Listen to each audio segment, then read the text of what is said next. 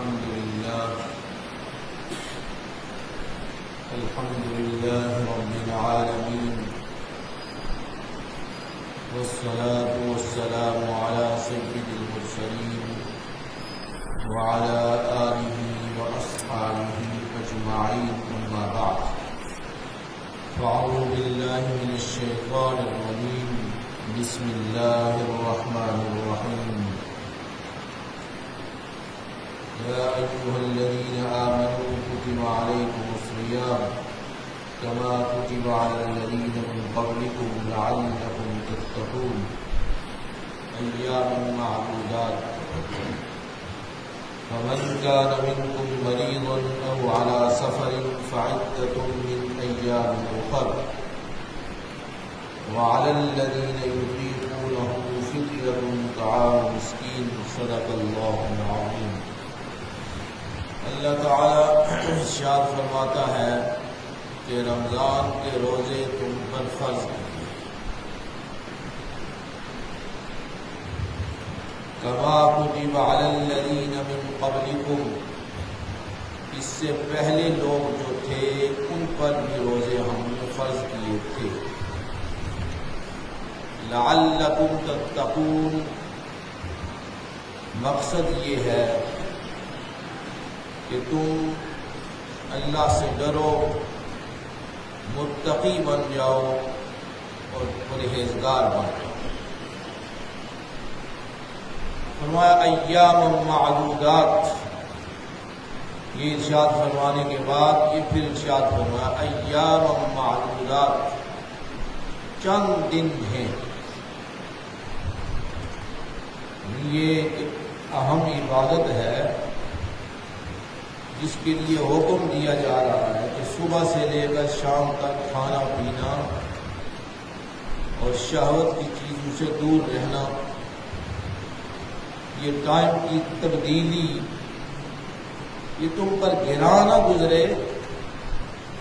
پہلے لوگ بھی یہ کرتے رہے، انہیں ہم نے حکم دیا تھا،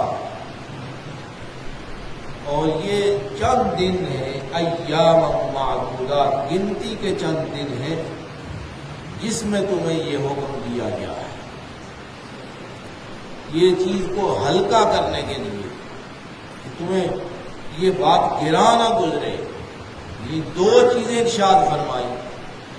ایک تو یہ ارشاد فرمایا کہ یہ عبادت صرف تمہارے لیے ہی فرض ہم نے نہیں کی، اس سے پہلے جو لوگ تھے ان پر بھی ہم نے روزے فرض کیے تھے تاکہ تمہارے اوپر سے بوجھ ہلکا ہو جائے.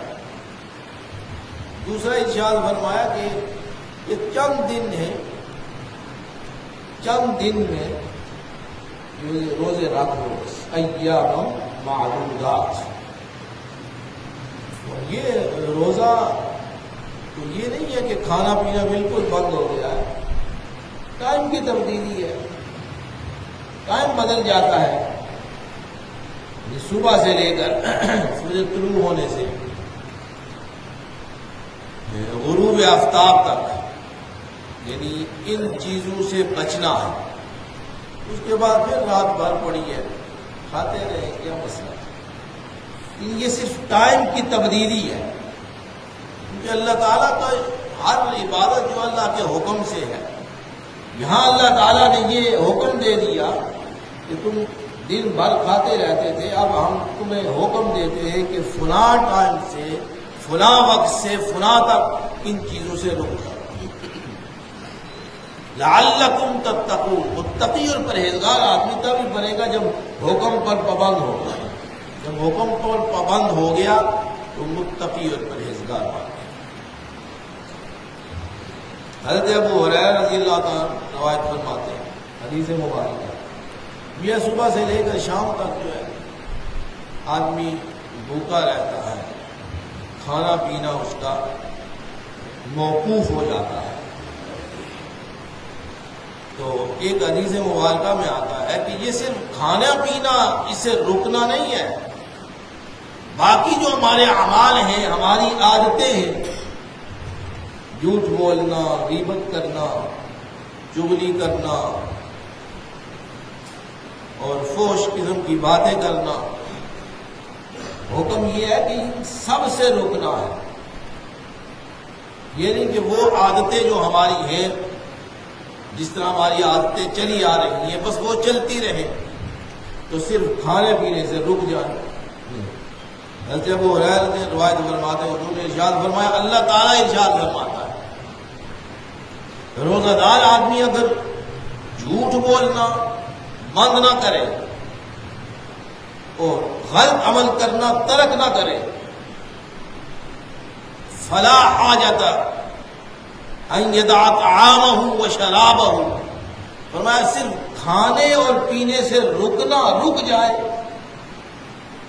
فلا حاجت، مجھے اس کی ضرورت نہیں ہے. تمہارے کھانے اور پینے سے صرف رک جانا، مجھے اس کی کیا ضرورت ہے؟ رکو گے تم، نہ کھاؤ گے نہ پیو گے صبح سے لے کر شام تک، لیکن وہ عادتیں تمہاری اسی طرح چلتی، یعنی تمہاری زندگی جو برے اعمال کی زندگی ہے اسی طرح چلتی رہے تو صرف کھانے اور پینے سے رک جانا، اس کی تو ضرورت نہیں.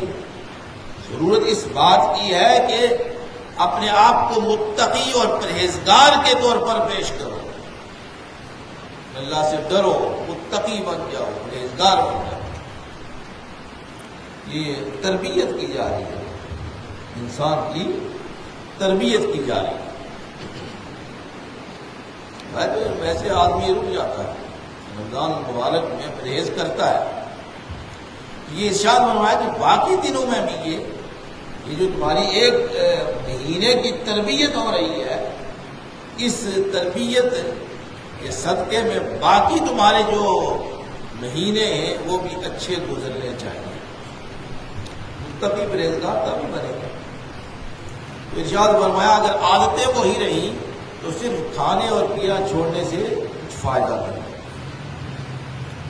پھر اس کا ثواب بڑا ہے. روزے کا اللہ تعالیٰ اجر بہت عطا فرمائے. حضرت ابو ہریرہ رضی اللہ عنہ روایت فرماتے ہیں ایک اور حدیث مبارکہ میں، اور حضرت ابو سعید خدری رضی اللہ عنہ روایت فرماتے ہیں آپ صلی اللہ علیہ وسلم نے ارشاد فرمایا، اللہ تعالیٰ فرماتا ہے ان الصوم لی، روزہ میرے لیے، ہمارا اجزی بھی، اور میں ہی اس کی جزا دوں گا. ویسے تو ہر عمل کی اللہ تعالیٰ ہی جزا عطا فرماتا ہے، لیکن خصوصیت کے ساتھ روزے کا ذکر اپنی ذات کی طرف نسبت کر کے کیا. ہمارا روزہ میرے لیے ہے، تو نے اپنا آپ کو روکا، تو نے لذتوں سے، شہوات سے، کھانے اور پینے سے، میرے لیے. اللہ فرماتا ہے تو نے اپنے آپ کو روکا کس لیے؟ میرے لیے، میرے حکم کے تابع ہو کر. فرمایا پھر میں تجھے وَأَنَا أَجْزِي بِهِ، جزا بھی میں خود ہی تمہیں عطا کروں. یہ باقی چیزوں کی جزا بھی تو اللہ تعالیٰ ہی عطا فرماتا ہے، لیکن اس روزے کا خصوصیت کے ساتھ ذکر فرمایا تو میرے لیے رک گیا، فرمایا اب اس کی جزا بھی میں مجھے خود عنایت فرماؤں.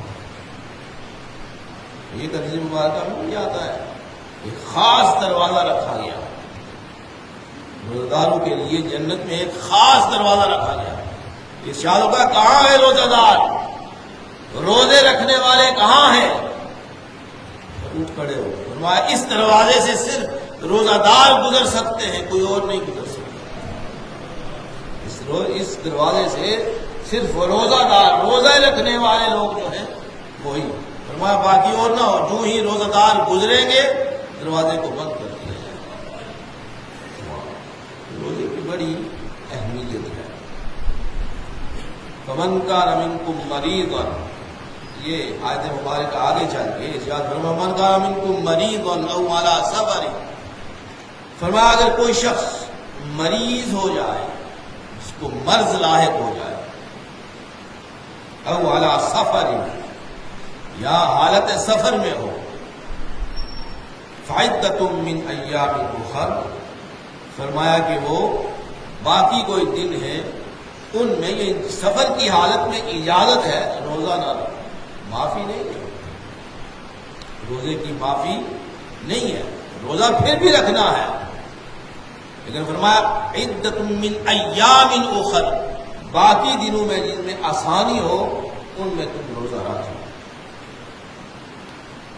پھر آگے ارشاد فرمایا سفر کی حالت میں بھی اور مرض کی حالت میں بھی، آدمی مریض ہو گیا حالت مرض میں روزہ نہیں رکھ سکتا تو اس کے لیے یہ حکم ہے کہ وہ کسی اور دن روزہ رکھ لے۔ پھر آگے ارشاد فرمایا وعلی الذین یطیقونہ فدیۃ طعام مسکین، اور جو شخص روزے رکھنے کی طاقت نہیں رکھتا،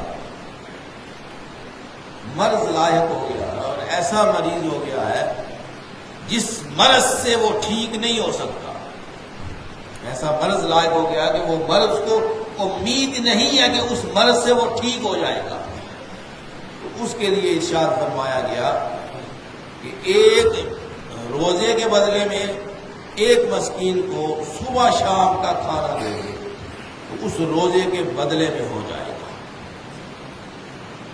آدمی بہت بوڑھا ہو جاتا ہے، استطاعت نہیں ہے، نہیں رکھ سکتا، بہت بوڑھا ہے، یا دائم المریض ہے تو ہمیشہ مرض میں رہتا ہے، روزہ رکھنے کی وجہ سے، یا اگر روزہ رکھے گا تو مریض ہو جائے گا، یا مریض ہے اور روزہ رکھے گا تو اس کا مرض بڑھ جائے گا، تو اس کے لیے بھی حکم ہے کہ وہ کیا کرے، روزے کے بدلے میں ایک مسکین کو صبح شام کا کھانا متوسط انداز سے گندم بھی دے سکتا ہے، کھجوریں بھی دے سکتا ہے، یا کھانے کی چیز اور بھی دے سکتا ہے، اور اس کے بدلے میں پیسے بھی دے سکتا ہے، جتنا اس کا صبح شام کے کھانے کا پیسے بنتے ہیں وہ بھی دے سکتا ہے، تو اس مسکین کے لیے کھانا دے گا تو اس کے روزے کا بدلہ ہو جائے گا۔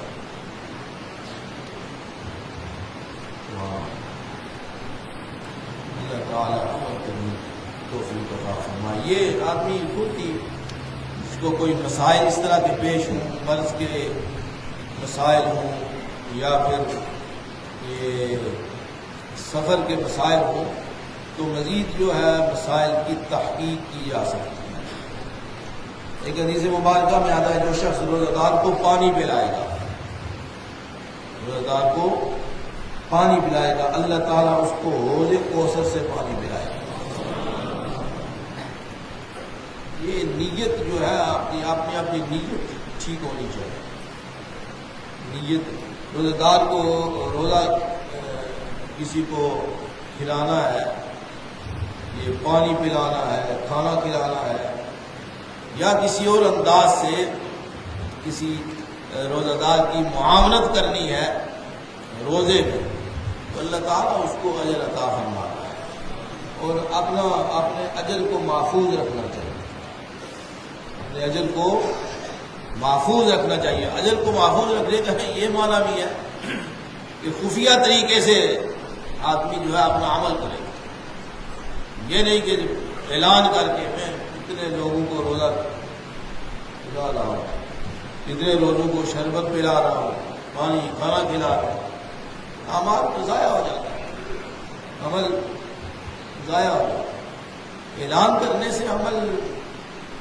کم ہی بچتا ہے، لہٰذا اپنے اعمال کی حفاظت کرنی چاہیے، کیونکہ ابھی تو اجر اس کا ملا ہی نہیں ہے، اجر ملے گا آئندہ مرنے کے بعد، تو وہاں اجر کھوٹا ہو جائے تو پھر فائدہ، ہمارا اجر وہاں کھوٹا ہو جائے، اس میں نقص رہ جائے تو پھر فائدہ، وہاں تو آدمی افسوس ہی کر سکتا ہے، لہذا یہاں اپنے اعمال کو محفوظ رکھنا چاہیے۔ محفوظ رکھنے کا یہی معنی ہے کہ خفیہ طور پر جو بھی کام، نیکی کا کام، صدقہ کیے جائے، خیرات کی جائے، یا بھی کوئی اور عمل کیا جائے، اس کو خفیہ طریقے سے کیا جائے تاکہ دوسرے کو پتہ نہ چلے، تو اعمال محفوظ رہے۔ اللہ تعالیٰ عمل کرنے کی توفیق عطا فرمائے۔